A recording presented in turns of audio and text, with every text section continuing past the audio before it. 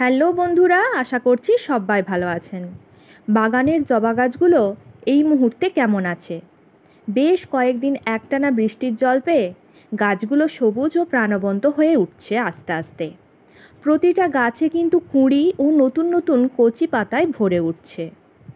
ঠিক এই সময়েই আবার কিছু কিছু গাছে ক্লোরোসিস আক্রান্ত হচ্ছে।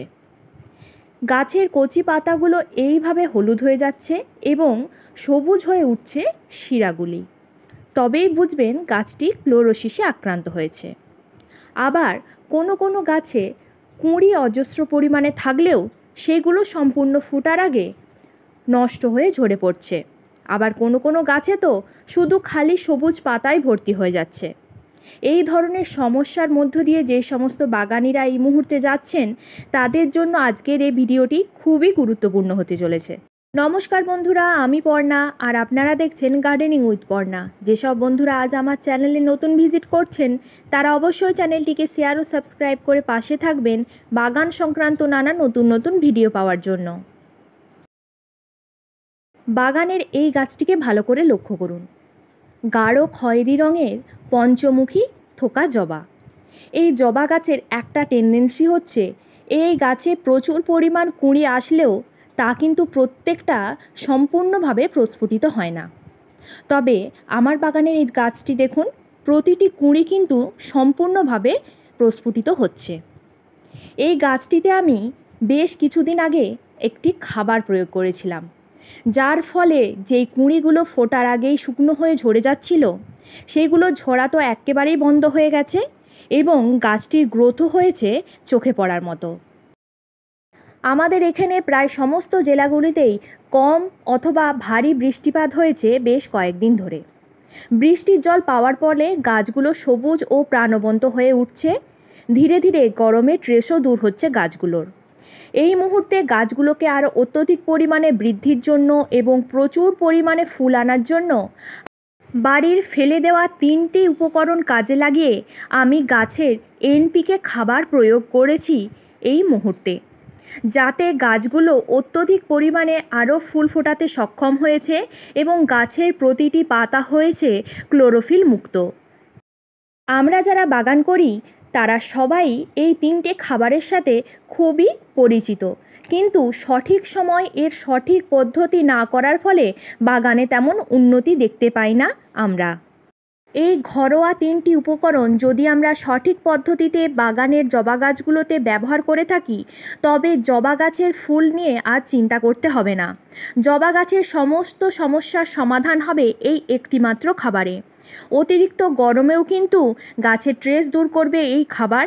গাছের পাতা থাকবে সবুজ, গাছ থাকবে ক্লোরোফিল মুক্ত। এই 3টে উপকরণ কি কি, ঠিক কিভাবে আমি খাবারটি প্রস্তুত করেছি, কতদিন অন্তর গাছে আমি খাবারটি প্রয়োগ করেছি বিস্তারিত বলেছি ভিডিওটিতে। তবে বৃষ্টি থেমে যাবার পর এই খাবার প্রয়োগ করার আগে বাগানের জবা গাছগুলোতে আমাদেরকে কিন্তু আরেকটি কাজ করে নিতে হবে, তা হলো ফাঙ্গিসাইডের প্রয়োগ। একটানা বৃষ্টির কারণে কিন্তু মাটি সবসময় স্যাঁতস্যাঁতে ও ভেজা ছিল এবং গাছে কুঁড়ি ছিল। তাই কুঁড়িগুলো যাতে নষ্ট না হয়ে যায় এবং মাটিতে যাতে ছত্রাকের আক্রমণ না হয়, বৃষ্টি থেমে যাওয়ার পরে একদিন গাছগুলোকে সম্পূর্ণ রোদ খাইয়ে আমরা কিন্তু বিকেলের দিকে একটি ভালো মাত্রার ছত্রাকনাশক প্রয়োগ করতে পারি। আমি এখানে প্রয়োগ করেছি সাফ ফাঙ্গিসাইড 1 লিটার জলে 5 গ্রাম দিয়ে ভালোভাবে ঝাঁকিয়ে সন্ধে হওয়ার আগের মুহূর্তে প্রতিটি গাছে প্রয়োগ করেছি। অনেক বাগানি বন্ধুই কিন্তু এই নীল জবা ফুলের কুঁড়ি ঝরার সমস্যায় জর্জরিত হচ্ছেন। এই নীল থোকা জবা কিংবা সিঙ্গেল প্যাটেল জবার ফুল গাছে কুঁড়ি আসলেও তা সম্পূর্ণ ফোটার আগে ঝরে পড়ছে। সেই সমস্ত গাছগুলোতে একবারটি ফাঙ্গিসাইড প্রয়োগ করা অবশ্যই প্রয়োজন। আবহাওয়ার তারতম্যের কারণেও কিন্তু অত্যধিক পরিমাণে কুঁড়ি ঝরে পড়ে। যেমন একটানা অত্যধিক গরম, তারপরেতে একটানা বেশ কয়েকদিন ধরে বৃষ্টিপাত, কখনো মেঘ কখনো রোদ, এই ধরনের আবহাওয়া থাকলে গাছে কিন্তু অত্যধিক পরিমাণ ছত্রাকের আক্রমণ হয়ে থাকে। তাই এই সিজনে আমরা গাছে মনে করে কিন্তু ছত্রাকনাশক প্রয়োগ করব।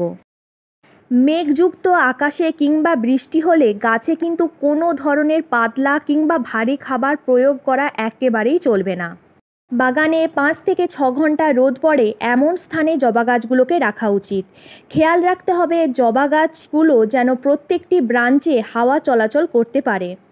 মাটির কাছাকাছি কোনো ব্রাঞ্চ বা পাতা ঠিকে থাকলে সেইগুলোকে তৎক্ষণাৎ কাটিং করে সরিয়ে ফেলা উচিত।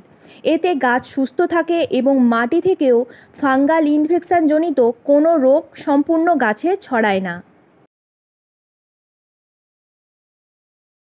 এই দিকগুলো খেয়াল রেখে কিন্তু আমাদেরকে বৃষ্টি থামবার পর গাছে প্রথম খাবার প্রয়োগ করতে হবে। জবা গাছে দ্রুত কুঁড়ি আনতে, গাছের গ্রোথ ও স্বাস্থ্য ভালো রাখার জন্য গাছে পটাশের ব্যবহার কিন্তু মাস্ট। আর সেটা যদি আমরা জৈবভাবে পূরণ করতে চাই তবে প্রথমেই আমাদের মাথায় আসে কলার খোসা। এই কলার খোসাতে থাকে প্রচুর পরিমাণে পটাশিয়াম ও বিভিন্ন মাইক্রোনিউট্রিয়েন্টস। সম্পূর্ণ জৈব হওয়ায় অতিরিক্ত গরমে গাছের কোনো ক্ষতি হয় না এবং অতিরিক্ত প্রয়োগের ফলেও গাছ কিন্তু নষ্ট হয়ে যায় না। আজকের লিকুইড খাবারে যেমন পটাশ থাকবে তেমন থাকবে নাইট্রোজেন, তেমনই থাকবে ফসফরাস, যেটা ঘরোয়া পদ্ধতিতে সম্পূর্ণ জৈবরূপে একটি এনপিকে খাবারে পরিণত হবে। এখানে আমি 5 লিটারের মতো জল নিয়ে নিয়েছি। তার সাথে বেশ কয়েকটা কলার খোসা আমি কুচি কুচি করে কেটে দিয়ে দিলাম। এরপর যেটা দিলাম সেটা হলো চা পাতা। ব্যবহার করা চা পাতাগুলোকে ধুয়ে স্টোর করে রেখেছিলাম। তারপরেতে দিচ্ছি পেঁয়াজের খোসা। প্রথমেই বলেছি জৈবভাবে গাছে পটাশের চাহিদা মেটানোর জন্য কলার খোসা মাস্ট।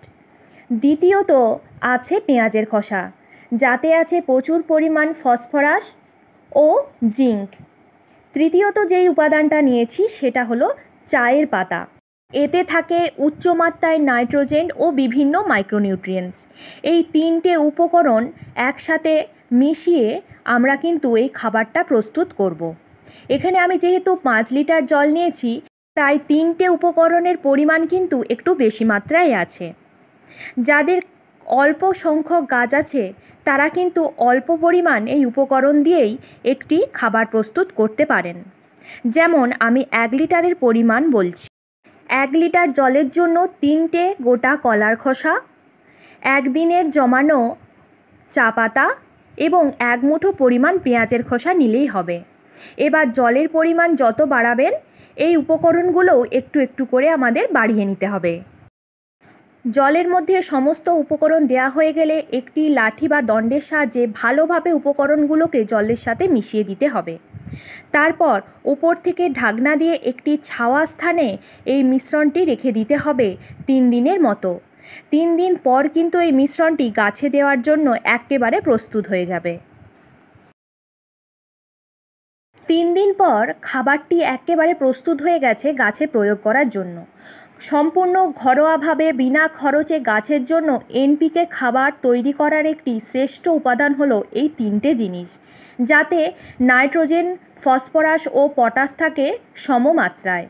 তবে প্রয়োগ করার আগে অবশ্যই এই মিশ্রণটিকে ছাঁকনির সাহায্যে ছেঁকে নিতে হবে। এখানে আমি চুবড়ি ব্যবহার করছি, এতে করে বেশ ভালো ছাঁকা যায়। অন্য পাত্রে সম্পূর্ণ মিশ্রণটি আমি আগে ছেঁকে নিচ্ছি। লিকুইডটা অন্য বালতিতে ভালো করে ছেঁকে নিয়েছি। এই উচ্ছিষ্টাংশগুলো কিন্তু আমরা ফেলবো না। এইগুলো আবার দ্বিতীয়বার ব্যবহার করার জন্য এতে বেশ খানিকটা জল দিয়ে দেব। যারা ভাবছেন দ্বিতীয়বার আর ব্যবহার করবেন না তারা কিন্তু টবের মাটিতে কিছুটা মাটি তুলে এই উচ্ছিষ্টাংশগুলো দিয়ে আবার উপর থেকে মাটি চাপা দিয়ে দিতে পারেন। এটাও কিন্তু গাছের একটা বেশ ভালো খাবারে পরিণত হবে কিছুদিনের মধ্যেই। খাবারটা আমার সম্পূর্ণভাবে তৈরি হয়ে গেছে গাছে দেওয়ার জন্য। এই খাবারটা প্রয়োগ করার সময় কিন্তু আমি এই খাবারের সাথে এক্সট্রা কোনো জল ব্যবহার করছি না। খাবারটা যেহেতু জৈব তাই জন্য আমি এই খাবারটা ডাইরেক্ট সমস্ত টবে প্রয়োগ করে দেব। এতে গাছের কোনো ক্ষতি হয় না। আমি আগে 2বার দিয়ে বেশ ভালো ফল পেয়েছি, তাই আপনাদের সাথে শেয়ার করছি। তবে খাবারের পরিমাণ হবে খুবই সীমিত। টব পিছু আমরা 1 কাপ মতো করে ব্যবহার করব। এই খাবারটা আমরা প্রতি সপ্তাহে একবার করে বাগানের সমস্ত গাছে দিতে পারি। বিশেষ করে জবা গাছ এবং বিভিন্ন ফুল গাছে কিন্তু এই খাবারটা খুব ভালো কাজ করে। সকালের দিকে খাবারটি প্রয়োগ করব, তবে খেয়াল রাখতে হবে আকাশ যেন রোদ ঝলমলে থাকে। বৃষ্টি হলে কিংবা মেঘযুক্ত আকাশ থাকলে এই খাবারটা কখনোই কিন্তু গাছের মাটিতে আমরা দেব না। এই খাবারটি প্রয়োগের ফলে গাছে কিন্তু ক্লোরোসিস রোগের আক্রমণ হয় না। ক্লোরোসিস রোগের আক্রান্ত হলেও সেই গাছ কিন্তু ধীরে ধীরে সুস্থ হয়ে উঠবে। আজকের ভিডিওটি এই পর্যন্তই। জবা গাছ নিয়ে এই বৃষ্টির পর এই ধরনের পরিচর্যা করলে বাগানে কিন্তু আর কোনো সমস্যাই থাকবে না। ভিডিওটি ভালো লাগলে অবশ্যই একটা লাইক করবেন, চ্যানেলটি শেয়ার ও সাবস্ক্রাইব করে পাশে থাকবেন। ফিরছি পরের ভিডিওতে, ততক্ষণ পর্যন্ত সুস্থ থাকুন, নিজের বাগানের গাছগুলিকেও সুস্থ রাখুন।